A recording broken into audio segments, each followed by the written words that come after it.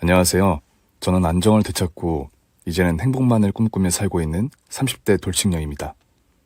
행복한 결혼 생활을 하시는 분들도 많이 계시겠지만 결혼은 제게 너무 크고 깊고 어두운 무덤과도 같았습니다. 그 무덤 속에서 어렵사리 벗어날 수 있었던 제 사연을 여러분들에게 들려드리고자 합니다. 중학교를 졸업하고 나서 저는 고모 집에서 생활하게 되었습니다. 저희 엄마는 이미 제가 어릴 때 집을 나가버리셨고 아빠와 살고 있었지만 제가 중학교를 졸업할 무렵 아빠도 생계를 위해 해외로 일하러 가게 되셨죠. 친인척이라고는 고모밖에 없었습니다. 그렇게 고모 집에서 눈칫밥을 먹으며 고등학교를 다니는 것조차 쉽지 않았죠. 고등학교 2학년, 18세가 되는 해에 저는 결국 학교를 자퇴하게 되었습니다. 더 이상 공부할 수 있던 형편이 아니었죠. 고모가 아는 분을 통해 소개해준 공장에서 일을 배우며 돈을 벌게 되었습니다. 그래도 공장에서 일하며 번 돈으로 고모의 생활비를 버틸 수 있어서 조금씩 형편이 나아지고 있다고 생각했습니다. 크게 쓸 돈이 없던 저는 남은 돈을 차곡차곡 모으기 시작했죠. 20살 성인이 되었고 저는 여전히 공장에서 일했습니다. 일머리도 생기고 월급도 더 받게 되었죠. 제 통장도 마련할 수 있었습니다. 통장에 모아둔 돈을 보면서 언젠가는 고모와 떨어져 독립할 생각도 했습니다.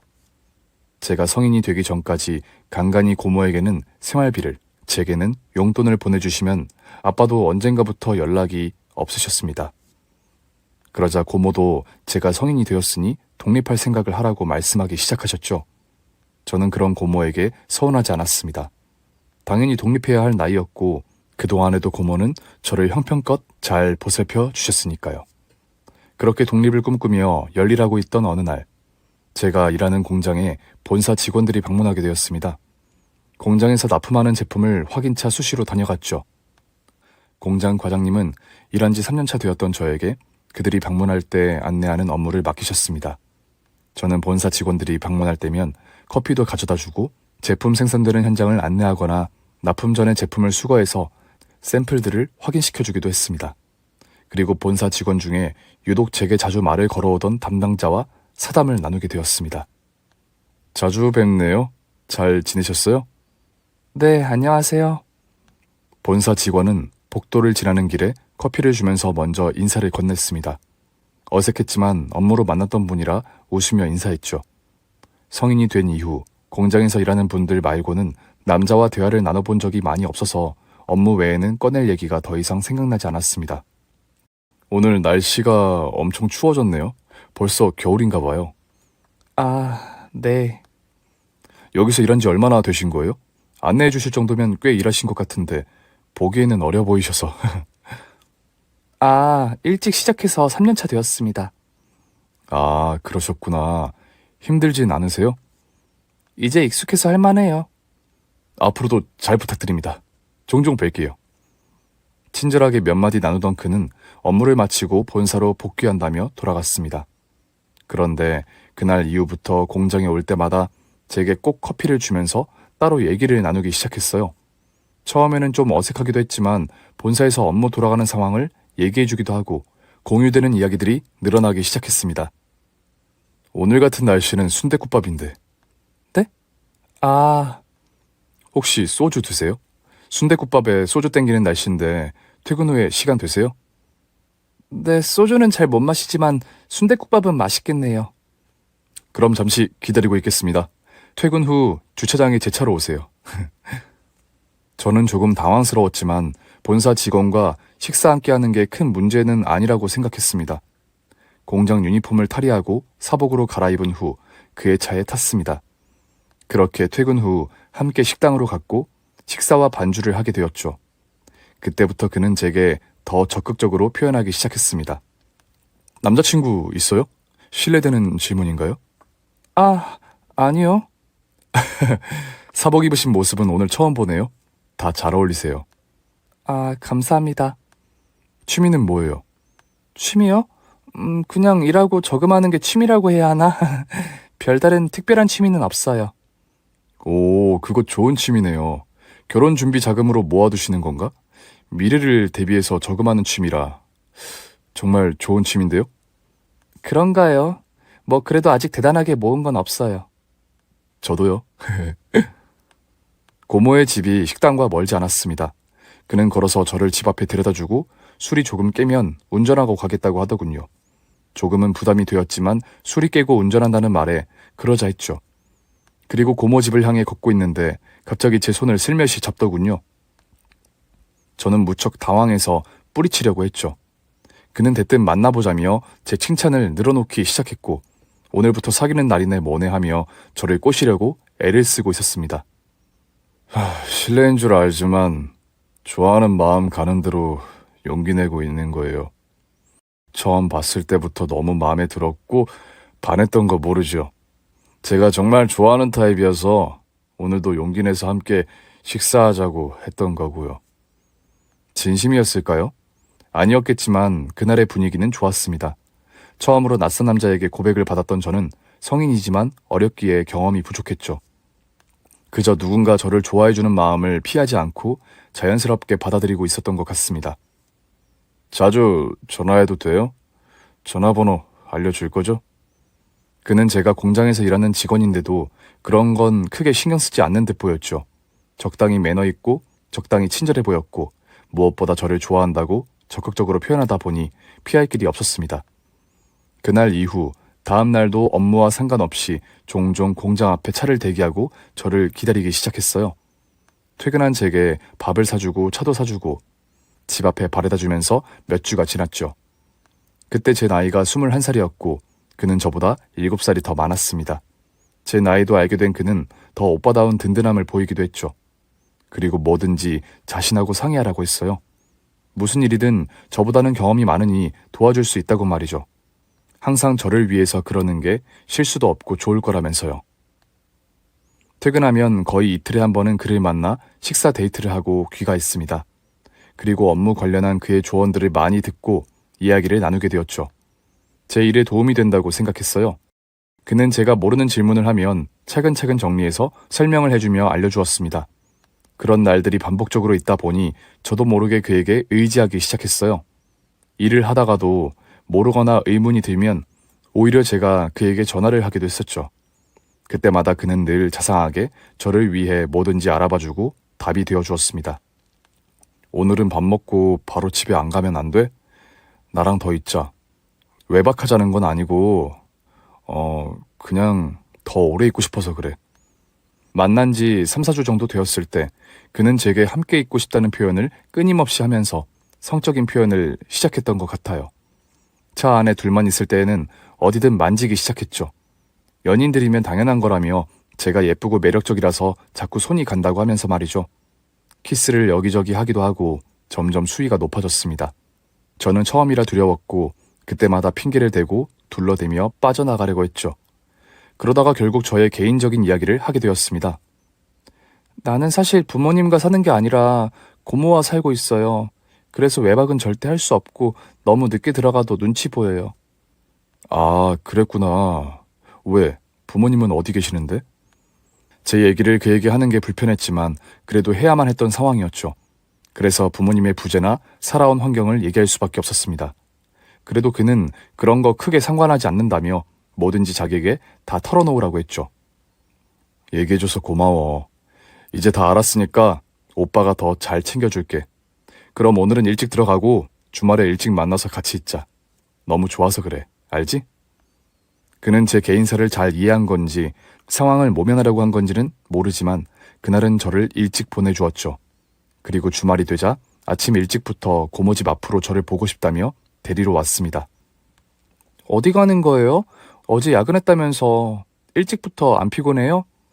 뭐가 피곤해. 예쁜이 만나러 오는데. 오늘은 종일 나랑 실컷 놀자? 그가 실컷 놀자며 차로 2시간 달려 도착한 곳은 아담한 펜션이었습니다. 뭔가 직감은 했지만 어색함을 감출 수가 없었습니다. 그러나 그는 능수능란하게 저를 방으로 기어이 데려갔고 저는 그를 벗어나려 해도 그의 손안에서 벗어날 수 있는 상황이 아니었습니다. 괜찮아. 다 그런 거야. 그리고 우리는 곧 결혼도 할 건데 걱정할 거 없어. 당황한 제게 그는 갑자기 결혼할 사이라며 단언하기 시작했고 저를 안심시키려고 했습니다. 그래도 계속 거절 의사를 보이는 제게 그는 시키는 건 뭐든지 다 할 사람처럼 연기하기 시작했죠. 그 술수에 저는 그렇게 그와 첫 경험을 하게 되었고 그렇게 주말을 보내게 되었습니다. 깜깜한 밤이 되었고 저는 그만 집에 가고 싶었습니다. 그러자 그는 고모에게 자기가 전화를 걸겠다고 했죠. 결혼할 사이니까 괜찮다며 말이죠. 내가 전화해서 말씀드릴게. 당장 고모 집에서 나와. 나랑 우리 집에서 같이 살자. 우여곡절 끝에 21살, 저는 그와 결혼을 준비하게 되었습니다. 그때는 정말 아무것도 모르고 판단도 미성숙했죠. 그렇지만 저도 고모 집에서 독립해야 했던 상황이었고 남편은 바로 고모를 찾아뵙고 인사까지 드렸습니다. 고모는 잘 됐다며 좋아하셨죠. 그렇게 정신없이 그와 함께 살게 되었고 혼수도 필요 없다며 있던 살림에 부족한 건 살면서 채워가자고 했습니다. 그때부터 제 가족은 남편과 시모가 되었죠. 결혼식을 하기도 전에 저는 동거하며 그와 살게 되었고 살다 보니 결혼식은 자연스럽게 생략하게 되었습니다. 혼인신고와 기념사진으로 약소하게 지나치게 되었죠. 그런데 그렇게 동거가 시작되고 신혼초가 지나자마자 남편의 귀가는 늦기 시작했고 시모의 시집살이는 점점 본성을 드러내기 시작했습니다. 너는 뻔뻔하다. 결혼식도 너 돈 들까봐 생략해줬으면 혼수라도 해야지. 양심이 없는 거냐? 부모 없이 자라서 생각이 없는 거야? 퇴근한 어느 날 시모는 저의 귀가를 기다렸다는 듯이 보자마자 혼수 얘기를 꺼내기 시작하셨습니다. 그러더니 필요한 물품 적어놨다면서 제게 메모한 쪽지를 던져주시더군요. 거기에는 식탁, 그릇 세트, 명품 가방 등 이미 집에 있거나 필요 없는 것까지 모두 적어둔 리스트였습니다. 돈도 버는 애가 모아둔 돈도 꽤 있을 거 아니야. 네 남편은 늦도록 일하고 집에 매일 늦게 오나 본데 너도 모아둔 돈 좀 써야 하지 않겠어? 제정신이라면. 어머니, 남편과 상의해서 적어주신 거 사다 드릴게요.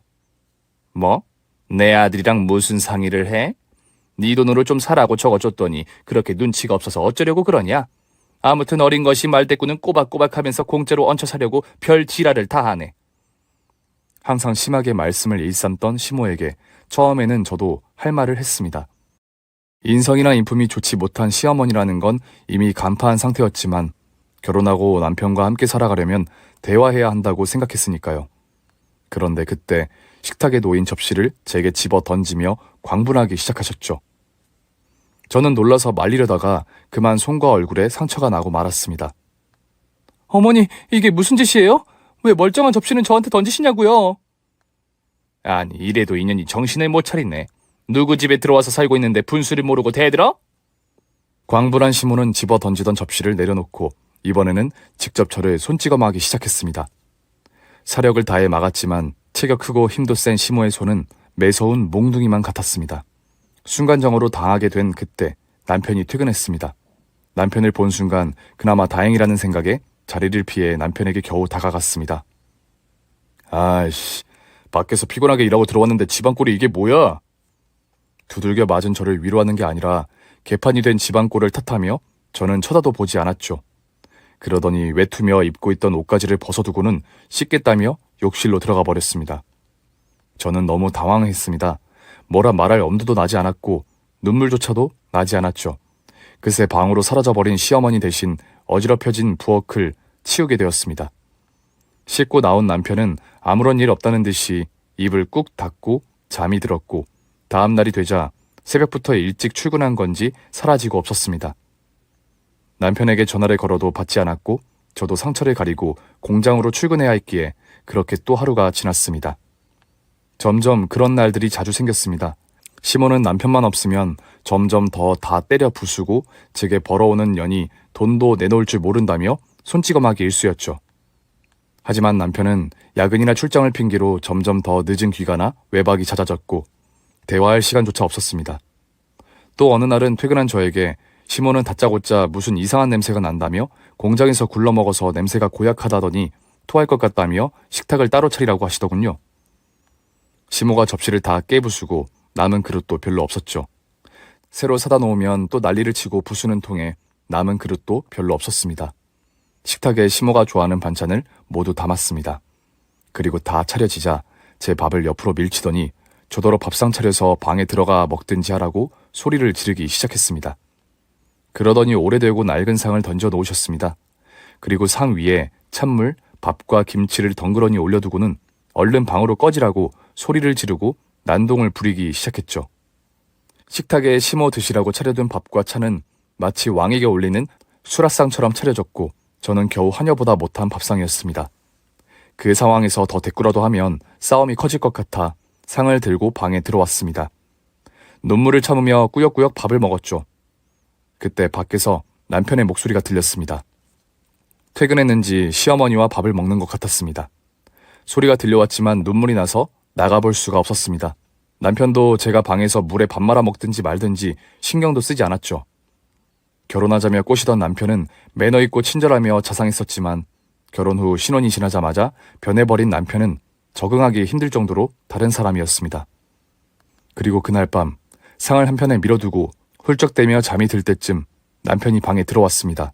그러더니 무슨 일인지 제 머리와 제 몸을 더듬고 만지기 시작했습니다. 신혼 이후 처음 있는 일이라 놀라고 당황스러웠지만 남편이 이제라도 저를 챙기고 위로해주려고 그러나 싶어 그가 원하는 대로 따라주었죠. 오랜만에 뜨거운 밤을 보내게 되었고 늦은 새벽 우리는 잠이 들지 않았습니다. 자기야, 졸려? 실은 요즘 내가 일 때문에 좀 스트레스가 많았어. 그리고 좀 급하게 일 때문에 쓸 돈이 생겼는데 자기도 알다시피 결혼하면서 자기랑 이래저래 쓴 돈이 많았잖아. 자기 돈 쓰는 일 없었으니까 이제라도 모아둔 통장으로 나 좀 도와주면 안 돼? 설마 했습니다. 남편이 돈이 필요해서 제 통장이 궁금해서 갑자기 다정하게 저와 뜨밤을 보냈다고 생각하고 싶지는 않았습니다. 그래서 저는 시어머니의 말도 안 되는 구타와 불만을 하소연하기 시작했습니다. 그런데 남편은 연애 시절처럼 제 얘기를 다정하게 잘 들어주면서 미안하다고 저를 달래기 시작했죠. 자신도 힘드니까 챙길 여유가 없었다고 사과의 말로 제 마음을 움직이고 있었습니다. 시모와 저의 관계에서는 자신이 괜히 끼어들면 더 상황이 커질까봐 다 저를 위해서 믿고 맡겼던 거라고 하면서 말이죠. 어쩐지 그 순간에는 그의 말을 들으니 연애하던 시절처럼 그가 이해되고 그의 말이 다 맞는 것 같다는 착각이 들었습니다. 그게 오랫동안 가스라이팅 당했던 건 줄도 모르고 말이죠. 그날 새벽 저를 보듬고 품어주는 남편에게 제 통장을 그대로 내주게 되었습니다. 몇 년간 모아둔 제 통장에는 3천만 원 정도가 있었고 어릴 적부터 공장 일을 하면서 쓰지 않고 모았던 제게는 큰 돈이자 의미 있는 돈이었습니다. 아깝다는 생각보다는 남편의 힘든 상황이 빨리 해결되고 남편의 마음에 여유가 생겨서 저를 위로해주면 좋겠다는 생각이 지배적이었습니다. 아마도 그마저 가스라이팅 당해와서 그렇게 생각했던 것 같습니다. 아침이 되자 남편은 제 통장과 함께 사라졌고 며칠 동안 출장이라며 주말이 지나도록 나타나지 않았습니다. 그러나 후회할 겨를도 없이 시모의 악행이 거듭되고 있었죠.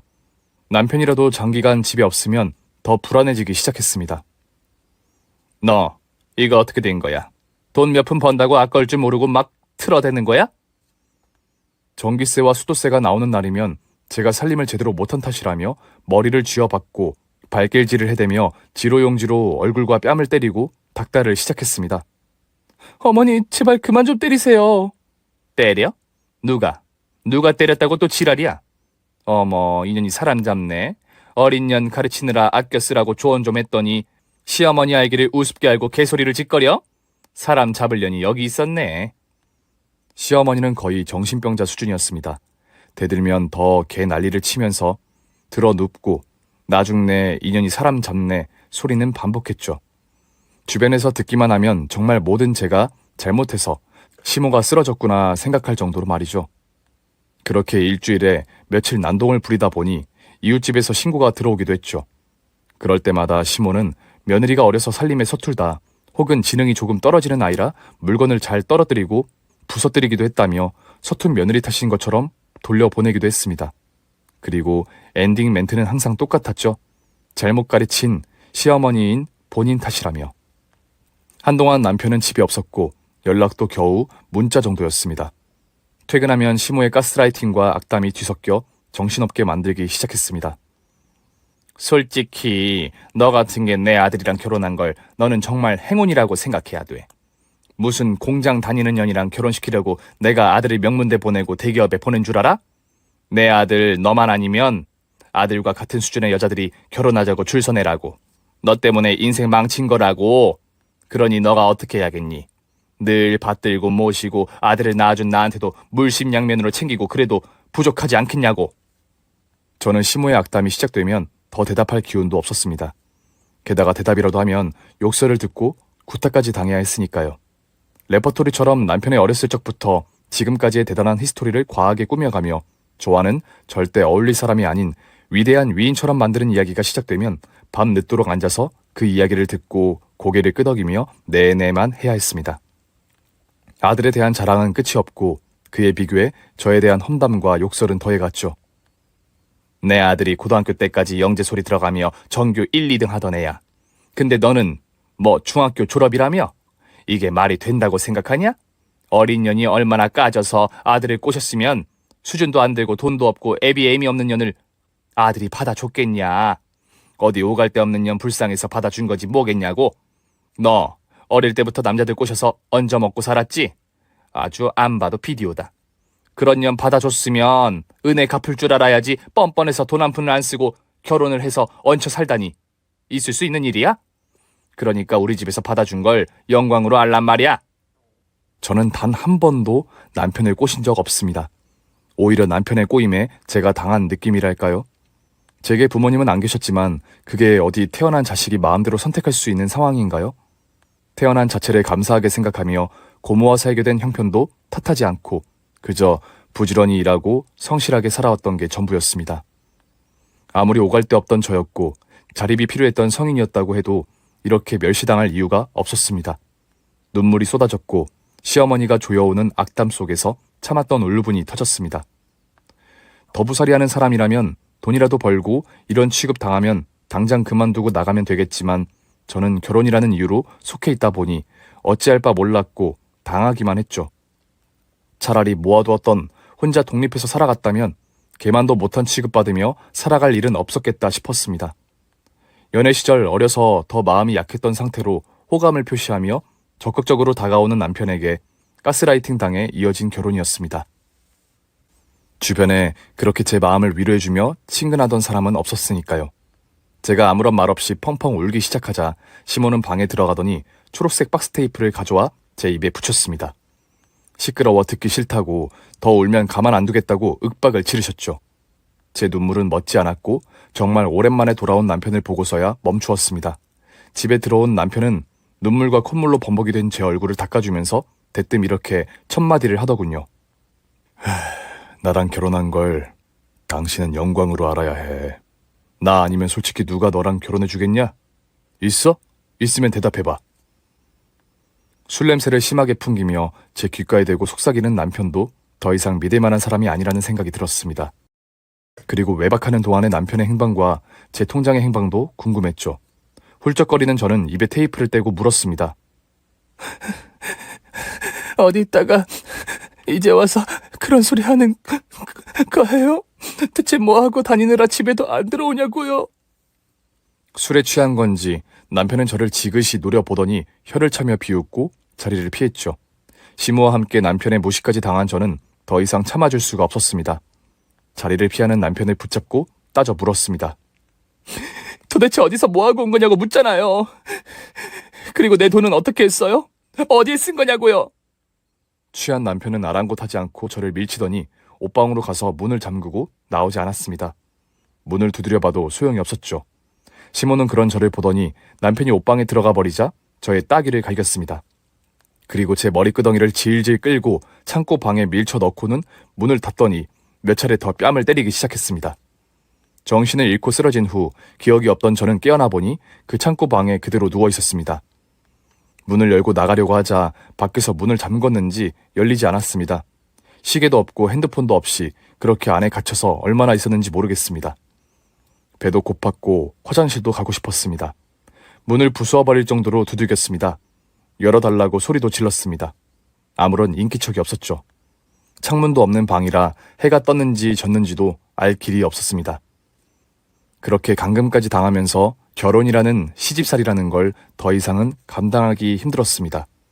이대로 죽겠구나 싶었을 때 문이 열렸고 시모는 문만 열어주더니 나가버리셨습니다. 저는 그날 이후 도망이라도 치고 싶은 심정으로 시모도 남편도 마주치는 일 없도록 최대한 피해 다니기 시작했습니다. 무슨 수를 내지 않으면 이렇게 죽어도 아무도 모르겠구나 싶어서 공장에 반차를 내고 고모한테라도 찾아가 볼까 생각이 들었습니다. 고모는 제가 몇 년째 결혼해서 잘 살고 있을 거라 생각했을 테지만 하나뿐인 고모한테라도 상황을 알려야 하지 않을까 하는 심정이었습니다. 그러나 불쑥 몇 년 만에 고모에게 찾아가는 것도 마음이 내키지는 않았습니다. 이런저런 생각으로 거리를 방황하던 중 직장 동료들과 모여있는 남편을 발견하게 되었습니다. 다정하게 남편의 옷매 무새를 더듬어주며 친해 보이는 여자 동료와 남자 동료들 무리 속에 남편이 있었습니다. 당황한 저는 남편을 계속 쳐다보게 되었고 그 시선이 느껴졌는지 남편도 저와 눈이 마주쳤습니다. 그 순간 남편은 불이 나게 얼굴을 손으로 가리더니 저를 못 본 척하기 시작했죠. 담배 피우다 말고 얼굴은 왜 가려? 아, 해가 뜨거워서 그런가 눈살이 찌푸려지네. 어머, 자기 해가 뜨거우세요? 자기 내가 가려줄까? 아니 괜찮아요. 얼른 차로 가자. 남편 옆에 여자 동료는 너무 다정해 보였죠. 남자 동료들은 그 여자 동료와 남편이 마치 커플이라도 되는 사이처럼 다정함을 인정하는 듯 보였습니다. 남편은 결혼도 안 한 사람처럼 말이죠. 따져보면 남편과 저는 결혼식을 한 적은 없다 보니 동료들도 저를 본 적이 없었습니다. 그렇게 생각해보니 남편과 그 여자 동료가 더 의심스러워 보였습니다. 저는 남편 모르게 숨었습니다. 제가 시선에서 사라지자 마음이 놓였는지 그들은 차가 있는 곳으로 이동하기 시작했습니다. 저는 숨어서 들키지 않으며 남편을 따라가게 되었죠. 남편이 이동하는 걸 몰래 지켜보니 남자 동료들은 다른 차에 탔고 그 여자 동료와 남편만 남편의 차에 타더군요. 그리고 여자에게 안전벨트까지 채워주었습니다. 여자는 고맙다는 미소를 띄우고 남편의 뺨에 뽀뽀를 하며 웃고 있었습니다. 끝까지 따라가서 사진이라도 남기고 싶었지만 남편의 차는 떠나버렸습니다. 정말 최악이라고 생각이 들었지만 방황하던 저는 당장 오갈 데가 없어 그렇게 몇 시간 헤매다가 집으로 들어갔습니다. 시모가 없길래 살금살금 침실로 들어가 문을 잠그고 초저녁부터 잠이 들었습니다. 그날 밤 술에 취해 집에 들어온 남편은 잠들어 있던 저를 흔들어 깨우더니 적반하장도 유분수였습니다. 시어머니의 아들 아니랄까봐 시모와 비슷한 모습으로 제게 소리를 지르고 난동을 부리고 있었습니다. 야, 너 지금 잠이 오냐? 맨날 하는 게 잠자는 일이야? 일어나봐, 어서. 너 요즘 나 미행하냐? 낮에 일은 안 하고 왜 그 앞을 지나다니는 거야? 거기 우리 회사 근처인 거 알고 있잖아. 나 외근 나가는 길에 왜 하필 거기서 마주치냐고. 억지 부리지 마. 너가 잘못 저지르고 다니니까 찔려서 그래? 이게 어디서 반말이야? 이게 미쳤구나, 이제. 내가 잘못을 저지르고 다녔다고? 뭔 잘못? 뭐? 네 돈 몇 푼 갖다 썼다고 미행까지 하는 거야? 쪽팔리게. 뭐라고? 네가 미친 거 아니야? 뻑하면 네 엄마는 나를 때리고 감금에 욕설까지 해. 이제는 너까지 범죄에 가담하시게? 왜? 너 마누라가 어디 보여주기 창피하냐? 인연 돌았네? 남편한테 말하는 것 좀 봐. 너 오늘 너 죽고 나 죽자. 제가 반말로 대들자 술도 취한 남편은 점점 더 이성을 잃고 저를 때리기 시작했습니다. 그래, 너무 쪽팔려서 미쳐버릴 것 같다. 부모도 없고 돈도 없고 공장에 다니는 거 데려다가 살아주는데 감사한 줄은 모르고 너 때문에 온몸의 오장육부가 다 뒤틀리는 것 같다고. 분수도 모르고 어디 대들어? 너는 더 맞아도 싸. 쪽팔려? 그렇게 예쁜 애 어쩌래 꼬신 건 너잖아. 그만 때려. 그만 때리라고. 밖에 나가서 딴년 꼬시서 만나다가 걸렸으면 손이 발이 되게 빌어야지. 그렇게 자기를 의지하게 만들다니. 이제 그만도 못한 지금이라 하고. 딴 년을 꼬셨다고? 걔보다 못한 년이 어디 누구 보고 욕짓거리. 그만 때려. 당장 신고하기 전에 이혼할 거야. 당신이랑 끝이라고. 아, 그래? 그럼 이혼하면 되겠네. 당장 나가. 내 집에서 꺼지라고. 두들겨 맞던 저는 정신을 바짝 차리고 급히 가방에 짐을 담았습니다. 얼굴도 몸도 엉망인 상태로 아무리 좋은 집이어도 그들과는 지옥이었습니다. 더 이상 버티고 있을 수가 없었죠. 야, 이 지긋지긋한 집구석 나도 더 이상은 못 있겠다. 초라해진 꼴로 택시를 탔습니다. 아는 곳이라고는 공장 주변과 고모 집이 전부였습니다. 어디로 가야 할지 몰랐습니다. 망설이다가 고모 집으로 가게 되었습니다. 몇 년 만에 만난 고모는 제 상태를 보시고 놀라셨지만 먹을 것과 청심원, 연고 등을 방에 놔주시며 쉬라고 하셨습니다. 어릴 적부터 제가 지내던 방은 그대로였습니다. 친정이라도 돌아온 기분이었고 그나마 마음이 조금씩 안정되고 있었습니다. 그리고 고모는 제가 먼저 얘기를 꺼내기 전까지 기다려 주셨죠. 오늘은 일단 푹 자. 내일 얘기하자. 저는 다음날 공장 일은 결근 처리로 연락하고 고모 집에서 계속 자고 있었습니다. 일을 마치고 돌아온 고모는 저를 깨우시더니 식탁에 먹을 것과 소주 한 병을 꺼내셨죠. 소주 한 잔 들이키며 고모에게 그동안의 이야기를 말씀드렸습니다. 제 이야기를 듣던 고모는 증거를 남길 겸 문자로 남편에게 빌려준 돈 갚으라는 내용을 써두라고 하더군요. 그리고 그동안 당한 상황들도 전부 남기라고 했습니다. 저는 연락도 하고 싶지 않았지만 이혼을 하기 위해 남편에게 이것저것 따질 것들을 남기기 시작했습니다. 남편은 수도 없이 보낸 문자에 화가 났는지 그까지 돈 줄 테니까 꺼지라며 문자 그만 보내라며 답이 오기 시작했죠. 고모는 오히려 그런 욕설 담긴 답이어도 인정하는 꼴이니 다행이라고 했습니다. 그리고 당분간은 아무 생각 말고 고모 집에 머물러 있으라고도 하셨죠. 저와 남편이 이혼하기로 한 것을 알게 된 시모는 몇 차례 제게 전화를 걸었습니다. 받기를 망설이다가 욕설을 하면 녹음이라도 할까 싶어 받게 되었죠. 그리고 실효성이 있는지 없는지는 몰라도 일단 녹음 버튼을 눌렀습니다. 야, 너 내 집에 남겨둔 옷들 안 치울 거야? 이혼한다고 뛰쳐나간 애 옷이 왜 내 집에 아직 있는 거야? 더럽다고 후지다고 욕하시던 옷들이에요. 알아서 버리세요. 인연이 아직도 정신을 못 차렸네. 더러운 네 옷을 내가 손대서 버리라고? 아무튼 이혼한다고 하니 이제라도 다행이다. 내 아들 발목 놓아줘서. 진작에 좀 이혼하지. 왜 그렇게 애가 참을성이 많아가지고 왜 버텼어? 왜 이제 와서 이렇게 좋은 생각을 한 거냐고? 진작에 이혼했으면 너도 좋고 다 좋을 것을. 그러게요. 남이 되신 어머니, 그 악마들이 살고 있는 지옥 같은 집구석에서 진작에 나갔어야 하는 건 제가 늦게 나가서 죄송하네요. 야, 뭐라고 인연이? 더 긴 말 듣고 싶지 않아 할 말하고 전화를 끊어버렸습니다. 그리고 이후 저는 고모의 도움을 받아 심리적으로도 많이 안정되어 가고 있었죠. 절차대로 이혼도 하게 되었습니다. 그들은 제게 저지른 악행들 때문에 더 큰 피해나 손해를 보게 될까봐 결국 위자료나 갈취한 돈 모두 주는 조건으로 갈라서게 되었습니다. 법원 앞에서 남편과 시모를 만나게 되었죠. 고모는 먼 발치에서 기다려주고 계셨습니다. 전 남편과 시모는 여전히 악마 같았습니다. 종지부를 찍는 그날까지도 제게 악담을 하더군요.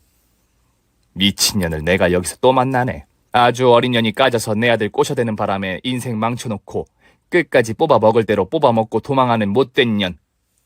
시모의 쓰레기 같은 입과 혀에서 나오는 말에 더 이상 대꾸할 가치도 없었습니다. 아무런 표정 없이 바라보자 전 남편의 욕설도 이어졌습니다.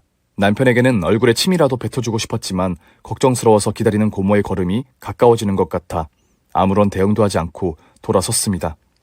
그들은 그렇게 저와 끝난 그 상황에서도 차마 입에 담을 수 없는 상스러운 욕을 하며 한참을 지랄맞게 굴더군요. 뒤돌아서 고모에게 걸어가는데 제 뒤통수에 대고 끝까지 소리를 질러대고 자기 돈을 내놓으라는 둥, 저더러 걸레 같은 년이라는 둥, 전 남편 역시 제정신이 아니었습니다. 어쨌든 저는 그날 이후로 그 악마들에게서 벗어나게 되었죠. 20대 초반부터 중반의 세월을 악랄하게 그들에게 농락당하고 살았던 저는 이혼을 하면서 새로운 인생을 제대로 살려고 마음먹었습니다. 10대 때부터 열심히 일하며 돈을 모으고 성실했던 제 모습을 되찾아가고 있었죠. 그리고 고모의 집에서 이혼 후 1년 정도 함께 살다가 진짜 자립을 하게 되었습니다. 감사한 마음으로 고모에게 보답도 드렸고 종종 만나 뵈면서 지냈죠. 저만의 공간에서 진짜 독립을 한 이후 다시 돈도 벌고 모으고 처음처럼 제 인생을 살아가고 있었습니다. 그리고 남들처럼 취미로 운동도 시작했죠. 소소하지만 건강하게 살아가는 제 자신이 점점 대견하다고 생각되었습니다. 이혼한 지 5년이 지난 어느 날, 무탈하게 저만의 생활이 익숙하게 되었을 무렵이었습니다. 일도 마치고 운동도 끝내고 간단한 혼밥을 먹고 집으로 들어가는 길이었죠. 모르는 번호의 부재중 전화가 4통이나 와 있었고 스팸 번호겠거니 생각되어 받지 않았습니다. 귀가한 저는 씻고 다음날 출근을 위해 자려고 누웠습니다. 그런데 부재중이던 그 전화번호로 계속 전화가 걸려오기 시작했습니다. 하도 걸려오는 바람에 이상해서 받게 되었죠. 여보세요? 누구시죠? 누군가 말없이 울고 있었습니다. 순간 무서워서 전화를 끊어버렸죠. 그런데 또 쉴 틈 없이 전화를 걸어오더군요. 받자마자 이번에는 익숙했던 음성이 들려왔습니다. 흐느끼며 울면서 저를 찾는 목소리, 전 남편이었습니다. 나야. 자기 나라고 제발 전화 끊지 마. 전 남편은 한참을 울먹이더니 처음으로 진심 어린 사과를 하더군요. 물론 믿지 않았습니다. 늘 거짓말했던 사람이었으니까요. 그러더니 꺼낸 말은 충격적이었습니다. 급성 혈액암에 걸렸으며 골수이식이 당장 필요한 상황이고 있는 돈 없는 돈 모두 병원비로 쓰고 있다며 딱하게 된 사정을 말했죠. 그리고 언제 죽을지 모른다면서 만나자고 칭얼거리기 시작했습니다. 도무지 무슨 꿍꿍이인지 속을 알 수가 없었습니다. 언제든 죽을 수 있다더라. 그리고 너는 나 많이 버텨주고 이해해주고 같이 살았잖아. 우리 다시 얼굴 보자. 술에 취한 건지 혼자 착각인 건지 아직도 저더러 자신을 못 잊고 살지 않냐며 여전히 벌어놓은 돈도 많고 하니 골수이식을 해주면 저와 재결합해서 모아둔 돈 다 주고 같이 살자는 얘기를 하더군요. 통화로는 안 되겠다 싶었습니다. 그래 알겠어. 어디 병원으로 가면 돼? 저는 더 길게 통화로 구구절절 대화를 나눌 마음이 없었습니다. 그가 알려준 병원에 가서 그의 상태부터 확인해보고 싶었습니다.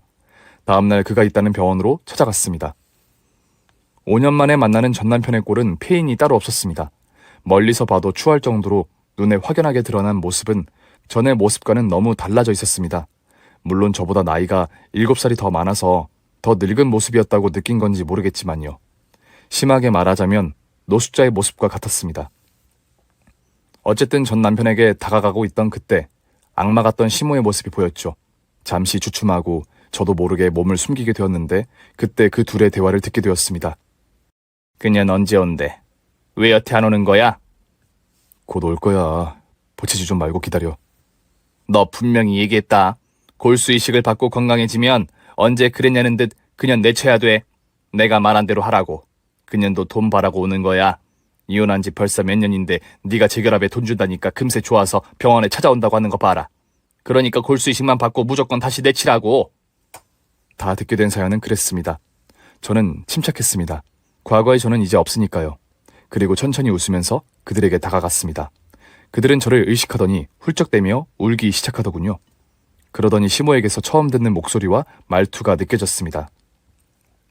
어머, 잘 지냈니? 우리 아들 오랜만에 보는데 아픈 모습 보여서 어떡하니? 많이 보고 싶었어. 시모의 쇼 부리는 연기에 대꾸하고 싶지도 않아 전 남편을 바라보며 안부를 물었습니다. 많이 안 좋네? 얼굴 살도 많이 빠진 것 같은데 꼴이 이게 뭐야? 어쩌다 이렇게 된 거야? 갑자기 걸린 병 때문이지 뭐. 골수 이식하면 괜찮아질 거야. 아직은 많이 아파서 그래. 그래? 골수 이식하면 괜찮아진대? 그래. 야, 이 개자식아. 그럼 네 엄마한테 해달라고 해. 그리고 기왕 아픈 거 더 아프게 해줄까? 제 말에 황당해하는 전 남편의 얼굴에 로우킥을 꽂아버렸습니다. 그 광경을 보던 시모는 본성이 금세 드러나더니 지랄을 하기 시작했습니다. 야야야야, 이 미친년이. 아픈 사람한테 지금 너 지금 뭐하는 짓이야? 야, 이 미친년아! 미친 아주머니 조용히 좀 하세요. 여기 병원이에요. 나 감금시키던 되게 골방인 줄 아나 본데 어디서 소리를 지르세요? 골수이식 부탁하시는 분들이 아직 골수이식 받는 게 간절하지 않는가 본데. 전 남편한테 시모는 제 말을 듣더니 골수이식을 해주려나 싶어 또다시 사정하기 시작했습니다. 아니, 미안하다 미안해. 골수이식 받아야지. 간절하지 간절해. 그래, 진작 이렇게 나왔어야지. 이래도 해줄까 말까인데. 잠시 제 말에 또 희망을 품은 그들은 정말 파렴치하게도 계속 간사한 눈빛으로 애걸하고 있었죠. 그런 그들에게 저는 한마디를 남기고 병원을 나왔습니다. 야, 이 악마들아. 내가 대가리에 총을 맞았냐? 어떤 미친 사람이 너 같은 악마들한테 골수이식을 해주겠냐? 진작에 정신 좀 차리고 살지. 다시 연락하면 그땐 내 손에 죽을 줄 알아. 저는 그들에게 가운데 손가락으로 욕을 보태주고 자리를 피했습니다. 이혼한 지 5년이나 지난 전 부인에게 게다가 온갖 악행을 다 저지르고 괴롭혀서 도망치듯 떠나온 전 부인에게 악마들은 여전히 정신 못 차리고 골수이식을 요구하다니 정말 더 할 말도 없었습니다. 하늘에서 그들의 악행을 그만하라고 한 뜻인지 이후 전 남편은 골수이식 적합자를 찾지 못해 죽게 되었다고 합니다. 죽은 소식도 그가 죽은 지 1년 후에 우연히 알게 되었죠. 죽음은 물론 안타깝지만 사람은 누구나 때가 되면 죽게 되어 있습니다. 그러니 살아있는 동안에 좋은 마음으로 남들에게 베풀지는 못하더라도 악행을 행하거나 괴롭히는 일은 없어야 한다고 생각됩니다. 하늘에서도 알아서 벌을 주시는 게 아닌가 생각이 들었습니다. 이른 결혼과 이혼으로 무덤 속에 묻혀있던 저를 꺼내서 좋은 마음으로 베풀면서 살려고 노력하고 있습니다. 그렇게 저만의 행복을 찾아가면서 말이죠. 여러분들도 좋은 분들과 함께 나누며 베푸는 삶이 되시기 바랍니다. 제 사연을 들어주셔서 진심으로 감사합니다.